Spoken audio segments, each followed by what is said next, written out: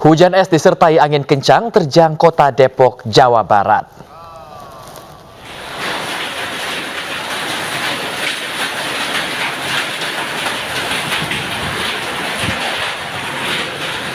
Hujan es dan angin kencang terjadi di sejumlah wilayah di kota Depok, Jawa Barat sekitar pukul 4 sore. Salah satunya di kawasan Margonda Beji. Warga sempat heran ketika hujan timbulkan bunyi yang cukup keras di genteng rumah mereka. Ketika diperiksa, ternyata batu es sebesar kerikil. BMKG prediksi awal tahun 2023 akan terjadi cuaca ekstrim berupa hujan dan angin kencang.